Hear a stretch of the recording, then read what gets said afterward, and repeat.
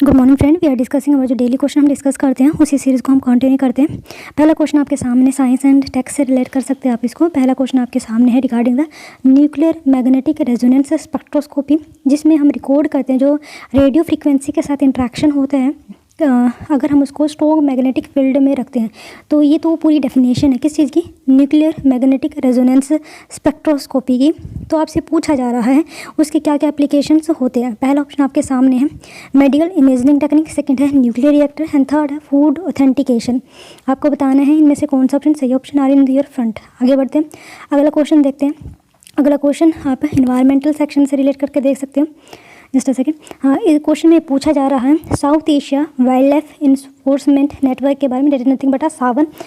पहली स्टेटमेंट है क्या ये इंटर गवर्नमेंटल ऑर्गेनाइजेशन है जो वाइल्ड लाइफ क्राइम को कॉम्बैट करने का काम करती है। कहाँ पे, साउथ एशिया में। साउथ एशिया में कौन कौन आता है, जो हमारे इंडियन सब कॉन्टिनेंट है। That is nothing but India, Pakistan, Afghanistan and Bangladesh and Bhutan, Nepal, ये सारे के सारे इंडियन सब कॉन्टिनेंट में या फिर साउथ एशिया में आते हैं। सेकंड है ऑल सार्क कंट्री जो है इसके मेंबर है। सेकंड स्टेटमेंट में पूछा जा रहा है। थर्ड में अगर देखें क्या जो इसका सेक्रेटेरिएट है इंडिया के अंदर लोकेटेड है, तो आपको बताना है कौन सा यहाँ पे सही ऑप्शन आए इन front of you. I again repeat the question, south Asia wild life enforcement network के बारे में पूछा जा रहा था। क्या ये इंटर गवर्नमेंटल ऑर्गेनाइजेशन है जिसका काम है कि जो wild life crime south Asia में होते हैं उसको कॉम्बैट करना, उसको खत्म करना। Second statement is like that कि जितने भी सार्क कंट्री है वो इसके मेंबर है। थर्ड में जो इसका सेक्रेटेरिएट है वो इंडिया के अंदर लोकेटेड है। Option are in front of you. आगे बढ़ते हैं, अगला क्वेश्चन है चिदम्बरम पिल्लई के बारे में। First statement regarding him is he led the Vande Mataram movement as part of the Swadeshi movement in Andhra Pradesh. It mean that जो चिदम्बरम पिल्लई थे उनके द्वारा वंदे मातरम मूवमेंट स्टार्ट की गई थी। फॉर एग्जाम्पल ये स्वदेशी मूवमेंट है तो आंध्र प्रदेश का जो रीजन है वहाँ पे वंदे मातरम के नाम से इनके द्वारा एक मूवमेंट स्टार्ट की गई थी along with the Swadeshi movement. Second statement is like that he establish the Swadeshi merchant shipping outfit by the name of the Swadeshi steam navigation company. तो सेकंड स्टेटमेंट पूछा जा रहा है कि इनके द्वारा क्या स्वदेशी मर्चेंट शिपिंग आउटफिट को बनाया गया था जिसका बाद में नाम था स्वदेशी स्टीम नेविगेशन कंपनी। आपको बताना है इनके रिगार्डिंग कौन सी स्टेटमेंट सही है, फर्स्ट एंड सेकंड या नीदर वन नीदर टू। आगे बढ़ते हैं, अगला क्वेश्चन अगर हम देखें तो अगला क्वेश्चन है ग्लोबल इनोवेशन जो इंडेक्स है किसके द्वारा पब्लिश किया जाता है। Option are in front of you, World Economic Forum, International Monetary Fund, number third World Intellectual Property Organization, number fourth option is United Nation Development Programme. आपको बताना है इनमें से कौन सा ऑप्शन सही है। Again repeat the question, global innovation index जो है एनुअली पब्लिश किया जाता है, कौन सी ऑर्गेनाइजेशन इसको पब्लिश करती है, बेसिकली आपको ये बताना है। पहली ऑप्शन है वर्ल्ड इकोनॉमिक फोरम है, सेकंड है इंटरनेशनल मॉनेटरी फंड, थर्ड है World Intellectual Property Organization and fourth is United Nation Development Programme. बताइए आपके सामने ऑप्शन है।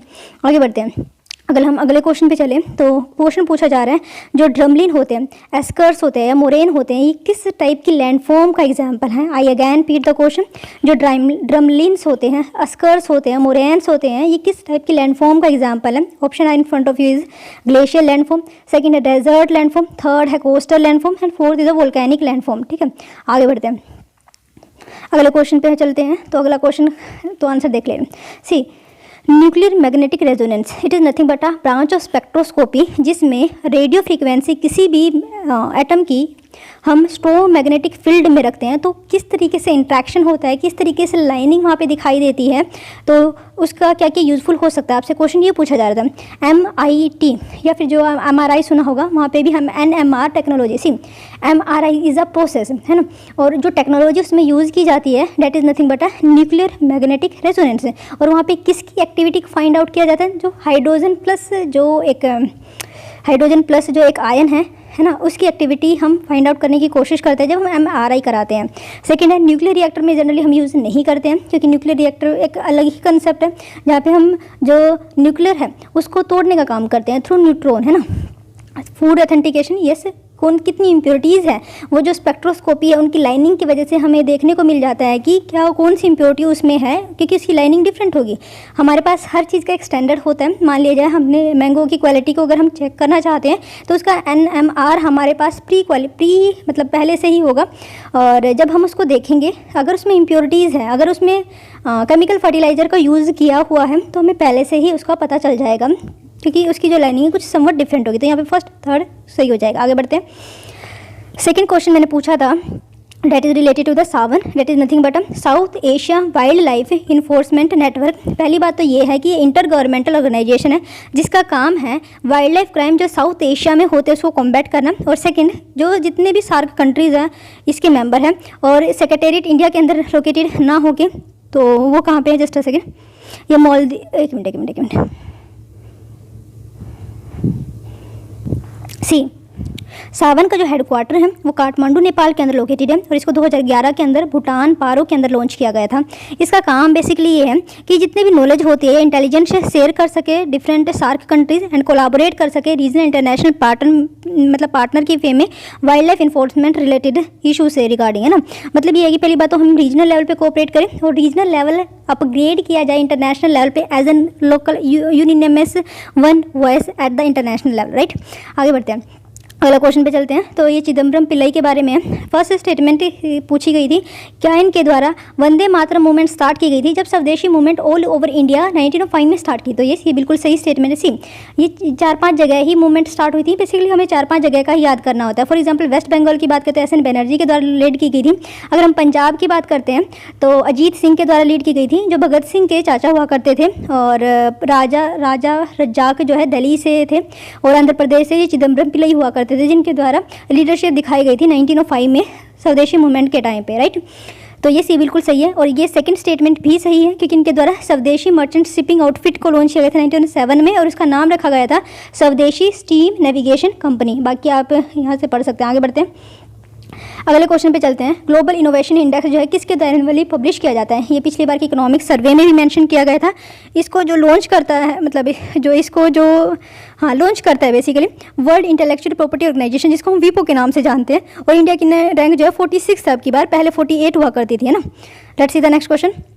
नेक्स्ट क्वेश्चन पे चलते हैं। अगर हम अगले क्वेश्चन पे चले तो पूछा गया था जो ड्रमलिन है, एस्कर्स है, मोरेन है, एक टाइप ऑफ लैंडफॉर्म है, ये किसके अंडर में आती है। तो ग्लेशियल लैंडफॉर्म है। सी ड्रमलिन कुछ नहीं होते, इस तरीके से कैल्शियम के बने हुए शेप होती है, मतलब इस तरीके राउंड के शेप में वो आ जाते हैं बेसिकली। चलो आपको वैसे NCERT में दे रखा होगा, वहाँ पे आप पढ़ लेना। आगे बढ़ते हैं। सी उज्ज्वला स्कीम के बारे में भी देख ले रहे हैं। It is nothing but Ujjwala का मतलब अगर पूछा जाए तो Unnat Jyoti by affordable LED for all. I again repeat the question तो नहीं है, सॉरी। तो उज्ज्वला स्कीम अगर पूछा जाए किस चीज़ से रिलेटेड, पहली बात तो ये LED की फुल फॉर्म पूछी जाए तो लिक्विड लाइट एमिटिंग डायोड हो जाएगा ना, लाइट एमिटिंग डायोड। इसमें सेमीकंडक्टर वगैरह का यूज़ होता है, PN जंक्शन बनते हैं। ओके, इसकी फुल फॉर्म अगर उजाला की पूछी जाए तो Unnat Jyoti by affordable LED for all. U for Unnat, J for Jyoti, A for affordable, L for LED and A for all. ठीक है, तो ये इसकी फुल फॉर्म हो जाती है। आगे बढ़ते हैं। अगर तो इसको लॉन्च किया गया था 2015 में। इसका ऑब्जेक्टिव ये है कि एनर्जी एफिशिएंसी हमें इन्हांस करनी है। जो LED बल्ब होते हैं एनर्जी को कम यूटिलाइज करते हैं, देन ओवरऑल जो एनर्जी की रिक्वायरमेंट है उसको जलाने के लिए वो कम हो जाएगी at the same point of time. इसकी जो टाइम ड्यूरेशन है, मतलब लाइफ टाइम जो है इसका ज़्यादा होता है एज़ कम्पेयर टू जो इनकैंडेसेंट बल्ब हम यूज़ किया करते थे, है ना।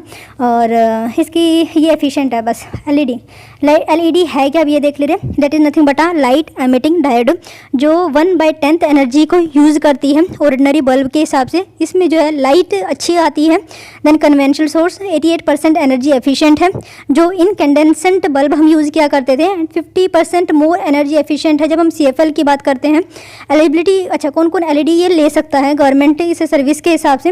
एवरी डोमेस्टिक हाउस होल्ड जिसके पास मीटर कनेक्शन है, मतलब यहाँ पे जो भी हाउस होल्ड है, पहली बात तो हाउस होल्ड होना चाहिए, लेकिन उनके पास मीटर कनेक्शन भी होना चाहिए। और 40% ऑफ द मार्केट प्राइस, ठीक है। और उन्हें 40% ही जो मार्केट प्राइस है LED का वो देना पड़ेगा, फ्री नहीं है, 40% ही कंट्रीब्यूट करती है as an subsidy by the government.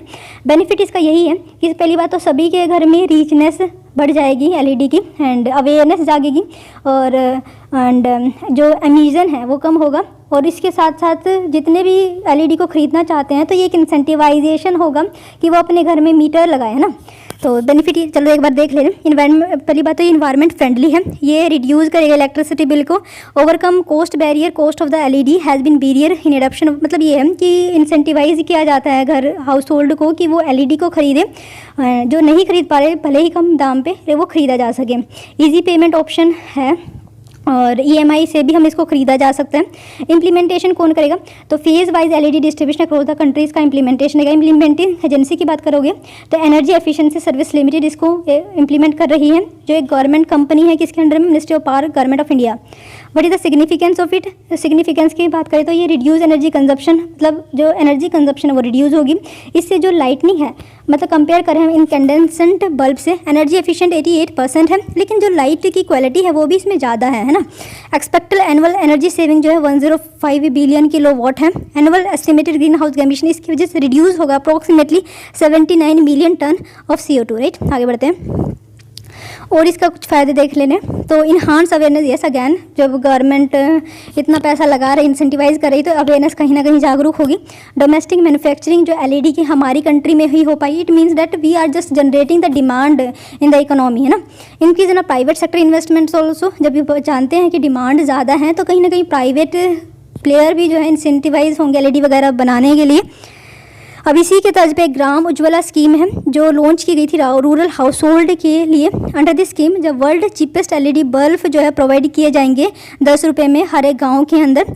CESL मतलब इनकी जो LED का भी एक वोट डिफाइंड होता है, तो कि कौन कौन कितने वोट के वहाँ पे बांटे जाएंगे, जैसे 7 वोट हो गया, 12 वोट जो एनर्जी एफिशिएंट LED बल्ब है। और LED bulb will distribute across the 2579 village in 5 state, for example Bihar, Uttar Pradesh, मतलब ये स्पेसिफिकली कैफेटेरिया अप्रोच आपने सुना होगा। कैफेटेरिया अप्रोच में ये होता है कि जो रीजनल वेरिएशन होता है, यू नो वेरी वेल, कि कैफे में जाके आप जो भी चीज़ें चाहते हो वही ऑर्डर करोगे। जिस चीज़ मतलब कस्टमाइज तरीके से आप जो सर्विसेज है उसको ले सकते हो। उसी तरीके से गवर्नमेंट ने भी इसी चीज़ को लेकर है। ये सिर्फ और सिर्फ 5 स्टेट में है एंड अप्रॉक्सीमेटली 2579 विलेज अभी तक इसमें कवर किए जा चुके हैं।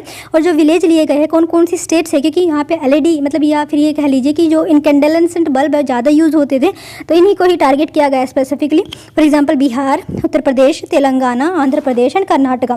फर्स्ट फेज़ की बात करते हैं तो 1,50,00,000 LED बल्ब डिस्ट्रीब्यूट किए गए थे और इसकी वजह से हमने 2025 मिलियन यूनिट को सेव किया है और एमिशन रिडक्शन जो है 16.5 लाख टन पर एनम हुआ है। राइट, तो ये पूरी स्कीम थी उज्ज्वलम जो 15 सितंबर 2015 को लॉन्च की गई थी। और ये किसके रिगार्डिंग है? तो LED बल्ब के रिगार्डिंग है। इसमें क्वालिफिकेशन क्या है LED को लेने के लिए? पहली क्वालिफिकेशन ये है कि मीटर्ड मतलब हाउस होना चाहिए और सेकंड है हाउस पूरी फैमिली के लिए एक बल्ब दिया जाएगा। और तो इसके हमने फिर फ़ायदे जाने थे। फिर हमने ग्राम उज्ज्वला योजना को देखा था, वो 4-5 स्टेट में इम्प्लीमेंट की गई है। For example Bihar, UP. कैसे याद रखोगे कि जिसकी purchasing power at national level is low, है ना। बीमार उसके स्टेट के बारे में आप जानते हो तो उनमें से 2-3 है। Just a second. ओके, बात कर लें इनसाइट के क्वेश्चंस की। पहला क्वेश्चन आपके सामने है। पहला क्वेश्चन में पूछा जा रहा है इलुसिडेट कीजिए वो प्रोसेस जो वोल्केनो फॉर्मेशन की इट्स टाइप। सी आपसे पूछा जा रहा है वोल्केनो बनता कैसे है, क्या वोल्केनो कैसे बनता है और कितने टाइप के वोल्केनोज पाए जाते हैं। उसी के साथ आपको एग्जाम्पल भी देने हैं और रीज़न बताना है कि ये जो वोल्केनो है वो किस तरीके से इरप्ट होते हैं। और एग्जाम्पल दीजिए अगैन से, जब रिसेंटली कोई वोल्केनो इरप्ट हुआ है ना, और क्या क्या इसका इम्पैक्ट होता है हमारे इन्वायरमेंट पे, ये भी आपको बताना है। Just a second. ये अब की बार का शायद क्वेश्चन भी है। Let's see. आपको पहले बताना है कि वोल्केनो होते क्या। वोल्केनो इज नथिंग बटा एक वेंट होता है in the earth crust through which the molten material जो है इरप्ट होता है, मैग्मा बाहर निकलता है basically. Due to very high temperature some rock slowly melt. तो ये होता क्यों है? क्योंकि हाई टेम्परेचर होता है हमारी धरती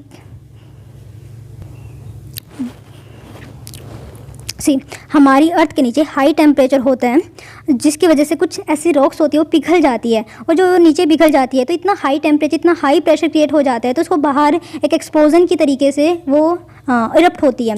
वैसे वोल्केनो को हमारी अर्थ का एक वॉल भी बोला जाता है, मतलब क्या कहते हैं उसको, सुरक्षा वॉल अगर पूछा जाए तो कौन है, तो ये हमारे वोल्केनोज ही पाए जाते हैं ना। और जिस तरीके से हम छींकते हैं ना उसी तरीके से वोल्केनो है अर्थ के लिए। छींकते हम कब हैं कि जब बहुत ज़्यादा प्रेशर बन जाता है, डायफ्राग्राम ढंग से काम नहीं कर रहे थे तब हम छींकते हैं ना। तो उसी तरीके से जब हाई प्रेशर बन जाता है because of the high temperature in the earth crust of the earth, तब ये पूरी प्रोसेस होती है। Due to very high temperature जो रॉक्स होती है वो मेल्ट होना स्टार्ट हो जाती है, जिसको मैग्मा के नाम से जानते हैं। Since it is a lighter than the solid rock around it, the magma rises and collect in the magma chamber, जो इवेंचुअली पुश होता है फीजर्स के थ्रू, जिसको हम वेंट के नाम से जानते हैं। है ना।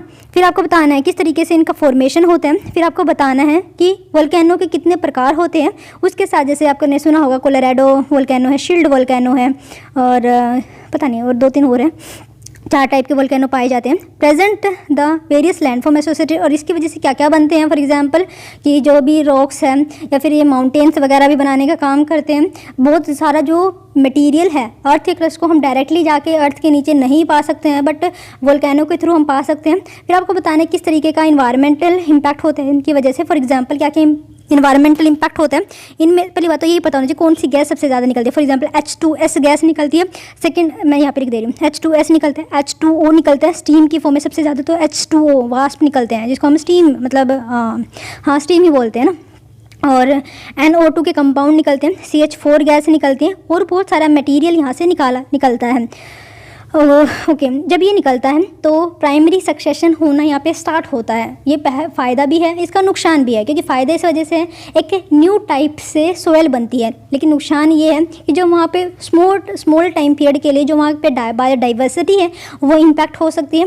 At the same point of time जो वहाँ पे वाइल्ड लाइफ के साथ साथ जो एनिमल है, पॉपुलेशन है, इंफ्रास्ट्रक्चर है, वो खतरे में आ सकता है। जो वोल्केनो की जो प्रोबेबिलिटी है along the ring of the fire है ना, सबसे ज़्यादा पाई जाती है। फिर आपको बताने क्या इसका कॉन्ट्रीब्यूशन है लैंडफॉर्म फॉर्मेशन में, यही कह सकते हो, और किस तरीके से सोयल फॉर्मेशन में काम करते हैं और किस तरीके से इसका रोल प्ले होता है प्राइमरी सक्सेशन में, जहाँ पे सबसे पहले कौन सी प्रजाति वहाँ पे लाइफ फॉर्म स्टार्ट होगी ना। चलो फिर सेकंड क्वेश्चन पे चलते हैं। सेकंड क्वेश्चन देखते हैं, elaborate on the multi function role played by the parliament in the Indian political administrative system. ये मैं ऑलरेडी भी कराया जा चुका है। मल्टी फंक्शन रोल जो पार्लियामेंट प्ले करती है, पहली बात तो पार्लियामेंट में होता कौन है, किस तरीके से आप किसको डिफाइन करोगे। पार्लियामेंट का जो डिस्कशन है आर्टिकल नंबर 79 में मेंशन किया गया है।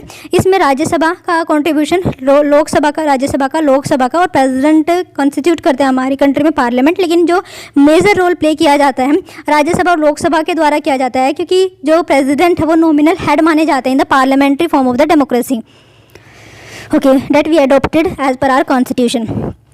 चलो पहले किस तरीके से आप इसको डिफाइन करोगे, इंट्रोडक्शन में लिखोगे कि कौन पार्लियामेंट है, किस तरीके से इसका हिस्टोरिकल इंपॉर्टेंस है, और आप ये भी बता सकते हैं कि जो पार्लियामेंट है हमारी कंट्री में कब बना था।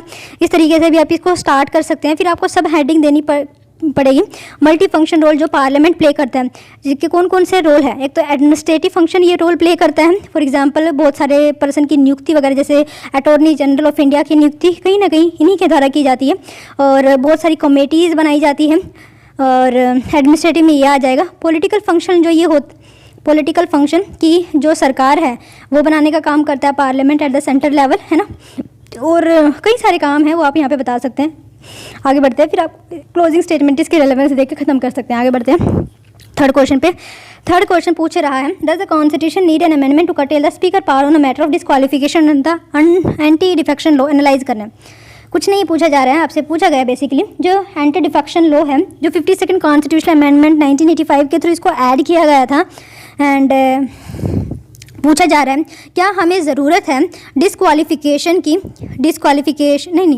जो स्पीकर की पावर है बेसिकली एंटी डिफेक्शन लॉ के रिगार्डिंग, उसको कर्टेल करने की क्या ज़रूरत है, ये आपसे क्वेश्चन में पूछा जा रहा है। ठीक है, तो एनालाइज करना है। पहली बात तो आप बता सकते हैं कि पावर ऑफ स्पीकर किस तरीके से डिफाइन किया। फॉर एग्जांपल आर्टिकल 94 जो है पावर ऑफ स्पीकर के बारे में डिफाइन करते हैं। फिर आपको बताना है मेंशन द रीसेंट इंसिडेंट जहाँ पे डिफेक्शन को गलत तरीके से यूज़ किया गया है by the speaker. For example Mizoram में, मेघालय में, कई सारी जगह है जहाँ पे स्पीकर के द्वारा गलत तरीके से यूज़ किया जाता है। इसमें जो है वैसे तो ओवरऑल पावर जो है स्पीकर के पास है एडमिट करने के लिए क्या सच में डिफेक्शन हुआ है, लेकिन प्रॉब्लम यहाँ पे ये आती है कि टाइम लिमिट में प्रॉब्लम हो जाती है, क्योंकि स्पीकर जो है रूलिंग पार्टी से होते तो वो फेवर करते हैं कि कोई डिफेक्शन ना हो बेसिकली, अगर उनकी पार्टी से हो रहा है तो। लेकिन अगर अपोजिशन पार्टी में अगर उनकी पार्टी में कोई पर्सन आता है, इंट्रूडर है दूसरी पार्टी से, तो वो अलाउ कर दिया जाता है। मतलब ये कहीं ना कहीं पक्षपात देखने को मिला है। आप रिसेंट एग्जाम्पल से इसको एवेलुएट कर सकते हैं।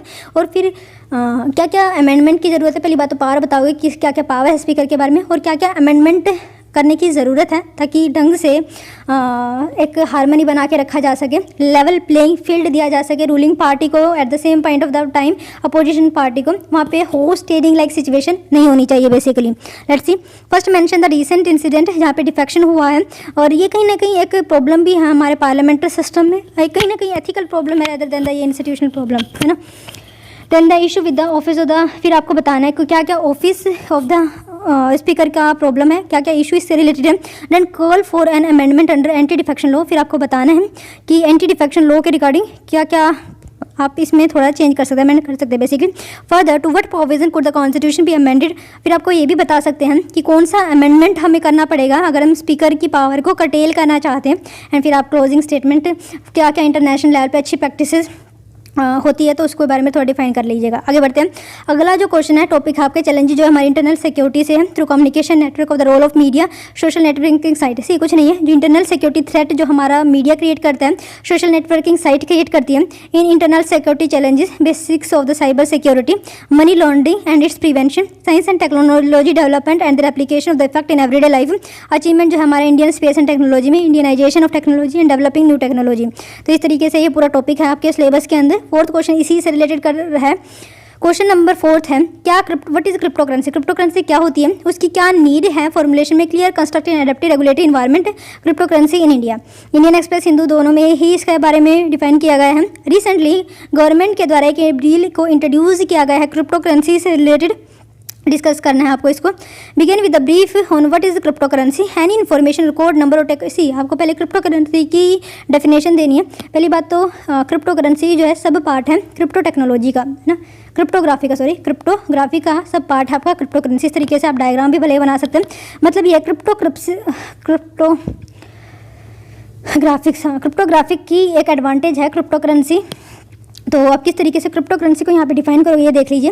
एक एनी इन्फॉर्मेशन कोड और नंबर टोकन जो जनरेट किया जाता है करेंसी की फॉर्म में थ्रू वेरियस सुपर कंप्यूटर, जब वो एक साथ कुछ क्रिएट करना चाहते हैं, generate through the cryptographic measure और अदरवाइज, जहाँ पे प्रोवाइड किया जाता है digital representation of value which is exchange with और without consideration with the promise of representation. मतलब ये है पूरा का पूरा ये डिमांड एंड सप्लाई के ऊपर रहेगा।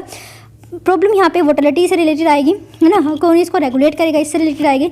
जो माइनॉरिटी स्टेक होल्डर है उनके राइट के ऊपर यहाँ पे क्वेश्चन मार्क खड़ा हो जाता है। लेकिन इसके जो एडवांटेज है वो बहुत ज़्यादा है। कैसे एडवांटेज है, क्योंकि जो ये बहुत ज़्यादा डीलोकलाइज्ड है, कोई भी पर्सन जिसको अच्छी नॉलेज है कंप्यूटर सिस्टम की वो इसको क्रिएट कर सकता है। सेकंड इसका एडवांटेज ये है कहीं ना कहीं फाइनेंशियल इंक्लूजन में हेल्प करेगा। नंबर 3 ये है कि जो ये क्रिप्टो करेंसी प्रोड्यूस होगी इनको कोई चुरा नहीं सकता है, जिस चीज़ के लिए ये है उसी को ये प्राप्त होगी क्योंकि उसके पास उसका पासवर्ड वगैरह होगा। लेकिन प्रॉब्लम यहाँ पे फिर से ये इसका एडवांटेज है, लेकिन अगेन से डिसएडवांटेज ये है कि मान लीजिए अगर वो पासवर्ड भूल जाता है तो कोई ऐसे सेंट्रल अथॉरिटी नहीं है कि जो उस पासवर्ड को याद रखे। He should have take all themselves to remember all the password and if other person can stole the password then the whole money can be withdrawn from their bank. So that is from the system of that person. So that is the problem and the potential threat that come in the future. Let's see. Any information or code or number or a token not being part of any official digital currency generated through cryptographic means or otherwise providing a digital representation of value which is an exchange with or without consideration with the promise of representation of having an inherent value in any business activity which may provide rise or loss on expectation of profit or income. तो ये आपकी पूरी definition है, आप अगर याद करना चाहते हो तो कर सकते हो। Crypto currency create for the regulator, mention इसके क्या क्या बेनिफिट हो सकते हैं और क्या क्या आरबीआई का स्टैंड है, गर्ग कमेटी से रिलेटेड बिठाई गई थी, तो ये भी आप याद रख सकते हैं। क्या क्या इसके फायदे, क्या क्या इसका डिसएडवांटेजेस है, वाई इंडिया, क्या इसके पोटेंशियल थ्रेट है, बेसिकली इसको भी मेंशन किया जा सकता है। And then we what the way forward भी, तो वे फॉरवर्ड में हमेशा याद रखें डेलिब्रेशन करना हमें ज़रूरी है। कोई भी बिल अगर लेकर आया जाता है तो पब्लिक डिस्कशन के लिए इसको रखना चाहिए और जो मल्टी स्टेक होल्डर हैं उनसे बात करनी चाहिए, तभी ड्राफ्ट करना चाहिए बिल को और पॉपुलर वॉइस को जनरली सुनना चाहिए, है ना। नेक्स्ट पे चलते हैं। What do you understand by the green deal, आपको बताना है ग्रीन डील के बारे में आप। और what do you understand by the green deal, does India need such a green deal on the line of the European Union country to mitigate the challenges of the emission and equity. Examine करना है आपको इस question को, आपसे पूछा जा रहा है ग्रीन डील है क्या इंडिया को ज़रूरत है ग्रीन डील की, जिस तरीके की यूरोपियन यूनियन कंट्रीज़ के द्वारा स्टार्ट किया गया है, क्यों किया गया है, ताकि मिटिगेट किया जा सके चैलेंजेस को जो एमिशन कार्बन की वजह से हो रहे हैं। Let's see the question there. Introduce कीजिए। Given the context of the question, India's commitment regarding the COP26 and EU green deal, और simply define the green deal with an example. Body में आप क्या लिख सकते हैं, few point about the EU green deal के बारे में। For example, EU can come up with announcement and additional measure, ताकि वो कर्व कर सके कार्बन एमिशन को, और it would bring a law that would be binding on every member. तो ये एक लॉ टाइप से है जो हर एक मेंबर कंट्री के ऊपर बाइंडिंग है, ताकि वो क्लाइमेट न्यूट्रल बन सके 2050 तक। आपको बताना है कि आप इनोमरेट कीजिए how India can bring such a major for the green deal, and highlight किया क्या इसके प्रॉब्लम हो सकते हैं specially for the developing country like India. Conclude कीजिए विद द इंपॉर्टेंस एंड क्यों ज़रूरत है हमें कार्बन को रिड्यूस करने की फ्रॉम द इन्वायरमेंट। अगले क्वेश्चन पे चलते हैं। जिस 4 का क्वेश्चन है, human value lesson from the lives and teaching of the great leader reformer administrator. Okay, question आपके सामने है। डिस्कस कीजिए जॉन रॉल्स डिफरेंस प्रिंसिपल को एंड सोशल जस्टिस की जो थ्योरी इनके द्वारा दी गई थी। आई अगेन रिपीट द क्वेश्चन, क्या रेलेवेंस है जॉन रॉल्स डिफरेंस प्रिंसिपल का हम as uh norm for a social justice in India. वीफ में आपको डिफ्रेंशिएट करना है, बताना है कि what is you mean by the difference principle, highlight करना है इसके सिग्निफिकेंस को। I again repeat just a second, highlight करना आपको इसके सिग्निफिकेंस को। For example, India has many down trodden section due to old hierarchical system. For example, Brahmin caste के ऊपर हमारी सोसाइटी डिवाइड हुआ करती थी, तो उसकी वजह से कहीं ना कहीं हमारी सोसाइटी में डिवीजन है हायरार्किकल वे में। Thus this difference principle to ensure the welfare of the down trodden is needed as per the John Rawls theory. And इसी को डिफरेंशियल प्रिंसिपल मतलब ये है, डिफरेंशियल प्रिंसिपल को हमारी कंट्री के अंदर मैनिफेस्टेटेड किया गया है।